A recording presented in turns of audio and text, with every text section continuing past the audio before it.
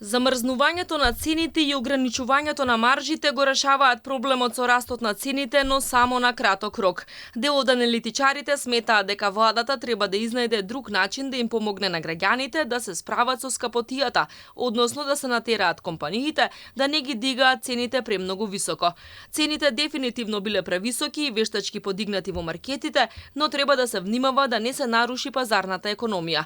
Според Синиша Пекевски, една од мерките била задолжително да надминува 50% делот на македонски производи во маркетите и да се инвестира во ладилници за македонските земјоделци да може да ги складираат производите и да ги елиминираат прекупците кои ја подигаат цената нагоре.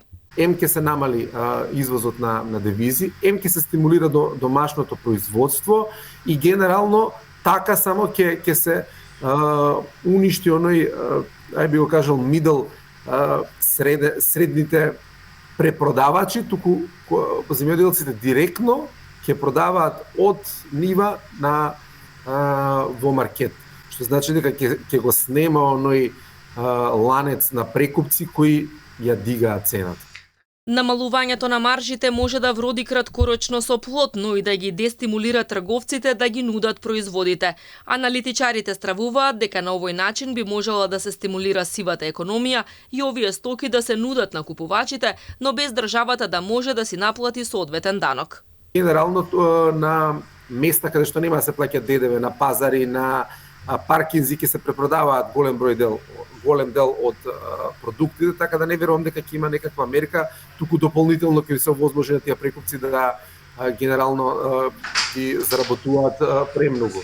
Од друга страна, верувам дека државата би можела да ја зголеми контролата врз тие прекупци и да изнајде начин на земјоделците да им помогне реално на оние кои произведуваат, а не субвенциите да бидат на сите условно земјоделци. Се уште е неизвестно кога ќе се донесат мерките за да се ограничат високите цени. Министерот за економија Бесар Дурмиши најави дека на владина седница ќе ја предложи есенската кошничка во која треба да се најдат околу 100 производи чии цени треба или да се замрзнат или да им се ограничат маржите. Премиерот Мицкоски пак рече дека се уште размислуваат со која опција да одат и дека ќе има широка дебата со бизнис заедницата. Според последните статистички податоци, инфлацијата изнесува 2,2% во август,